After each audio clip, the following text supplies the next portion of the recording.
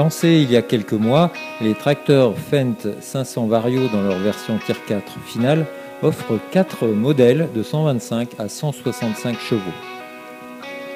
Outre le changement de moteur, la dernière génération se distingue par l'arrivée d'équipements réservés jusque-là aux gammes supérieures, notamment le système de guidage, le terminal Vario, la prise de force Mileco, l'essuie-glace à 300 degrés ou encore les phares de travail à LED.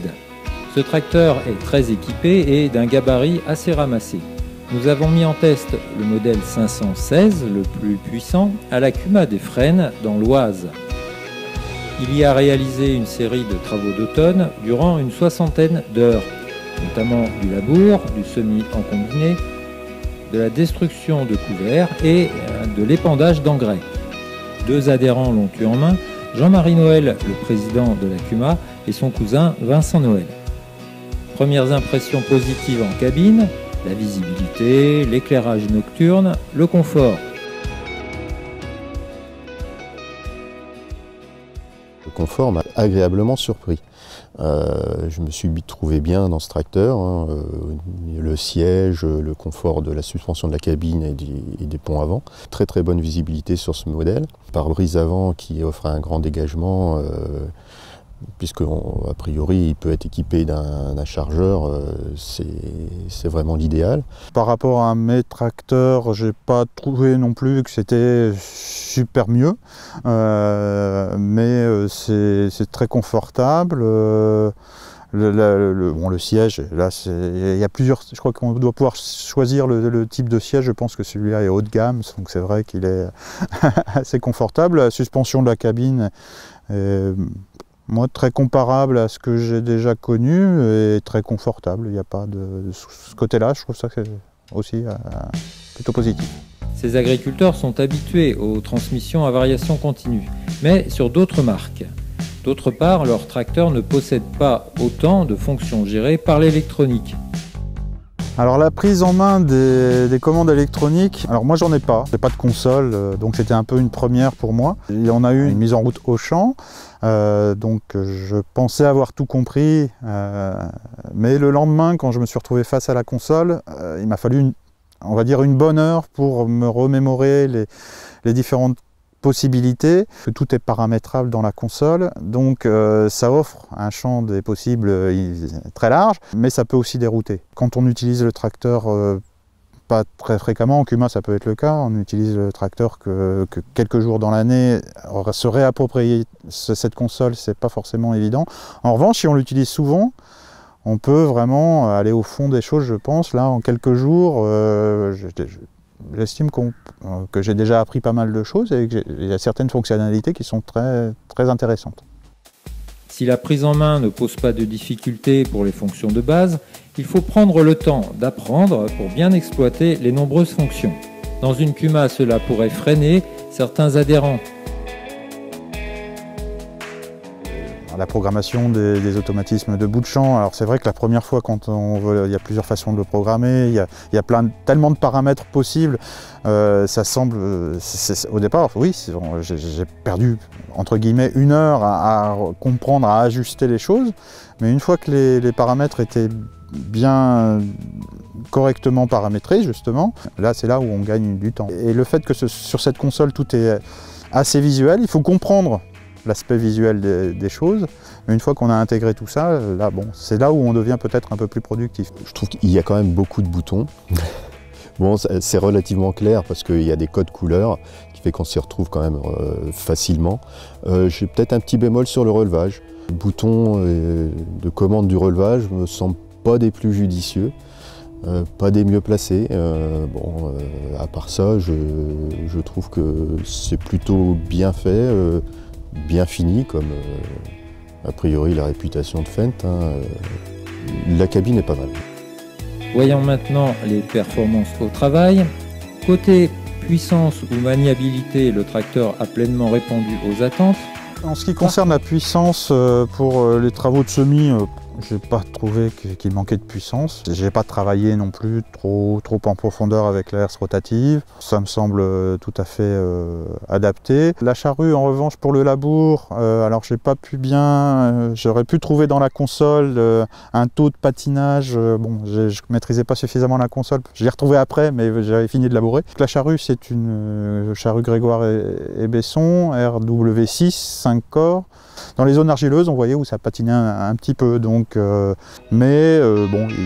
5 corps, il attire, quoi. Par contre, le Fendt 500 Vario est affiché avec un poids à vide modéré de 6 tonnes 4. Il s'est avéré limite avec la charrue 5 corps non-stop et le combiné de semis de 3 mètres. Pas de problème pour le relevage, mais un délestage de l'avant. J'ai testé ce tracteur en semis avec un combiné de semis Amazon. Lors de l'attelage, tout de même, je me suis aperçu, alors j'ai attelé le combiné avant d'atteler l'outil avant. J'ai une cross-ski à l'avant faite maison, donc un peu lourde. Mais j'ai d'abord attelé le semoir avec le combiné de semis. Et au relevage, je me suis aperçu quand même que l'adhérence du pont avant était très limite. Pourtant, bon, c'est un combiné de 3 mètres, Amazon, semoir en ligne mécanique. C'est pas le plus lourd qui soit.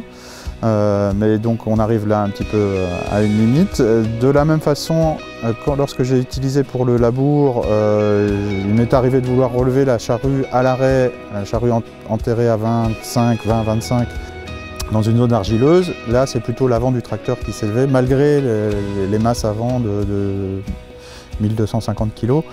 Donc, bon, le relevage, il n'y a pas de problème, mais c'est un peu l'avant du tracteur qui peut être un petit peu limite. La puissance est là, puissance moteur, relevage. On a trouvé vraiment que ce tracteur a été tout à fait capable d'utiliser ce genre de matériel, de travaux plutôt légers que de travaux plus lourds. Pour en avoir le cœur net, nous avons d'ailleurs vérifié l'équilibre du tracteur sur un pont bascule. Résultat à vide, 40% du total est sur l'avant et 60% du poids est sur l'arrière. Le Fendt 500 Vario est très bien équipé pour les manœuvres d'attelage, 2 goupilles pour ajuster l'écartement des bras de relevage, un verrouillage automatique pour le bridage des bras. Les commandes extérieures sur les ailes sont également bien placées. Depuis le poste de conduite, la visibilité sur le piton est par contre un peu limite, il faut se pencher. Il y a aussi la prise de force qui est biseautée, et ce qui permet aussi d'engager peut-être plus facilement la prise de force à l'arrière. Au niveau maniabilité comme ça, lors de l'attelage, j'ai trouvé ça très confortable. Enfin, nos essayeurs ont vérifié l'accès aux points d'entretien courant, comme la jauge à huile et le filtre à air. Pas de problème pour les radiateurs, mais atteindre les côtés du compartiment moteur depuis le sol est un peu plus compliqué. En conclusion, un tracteur très plaisant, assez polyvalent et complètement exploitable en CUMA pour des chauffeurs à l'aise avec les écrans. En quelques mots, un résumé sur ce tracteur, il est confortable, il est maniable, compact, peut-être un petit peu trop compact, peut-être pour l'accessibilité moteur, ça peut être des fois un peu limite. Après, on avait une version avec beaucoup d'options, donc quand on nous a communiqué le prix catalogue, ça fait un petit peu peur, mais je pense que c'est un prix de base. Avec la reprise, avec une négociation commerciale, je ne sais pas combien on peut le toucher exactement, mais c'est un tracteur que c'est vrai qui est très plaisant et qui permet beaucoup et qui, pour mon utilisation à moi, sur mes terres, peut être adapté. Ouais. Mon impression sur ce tracteur est plutôt positive. C'est un modèle 4 cylindres, c'est plutôt une nouvelle philosophie en matière de tracteur. On ne l'a pas utilisé sur mon exploitation, sur des travaux de labour ou de semis, parce qu'on n'a pas le matériel qui s'y prêtait. C'est du matériel plus imposant et à ce moment-là le tracteur ne disposait pas de la puissance pour. Mais je pense que sur des travaux, donc des travaux plus légers, j'aurais bien aimé pouvoir l'utiliser aussi avec un pulvérisateur et à ce moment-là pouvoir utiliser vraiment la console au maximum de ses possibilités. Et moi j'en retire quand même un tracteur qui me semble très positif, hein, des bonnes qualités. Peut-être aussi un autre bémol, c'est sur la répartition du poids. Parce qu'on se rend compte quand même qu'il manque un petit peu de poids à l'avant et que ça peut jouer aussi au niveau de l'adhérence. C'est pour ça que je dis que c'est un tracteur qui est quand même plus destiné à des travaux plutôt légers que des travaux plutôt lourds. Mais dans l'ensemble, c'est plutôt une bonne surprise.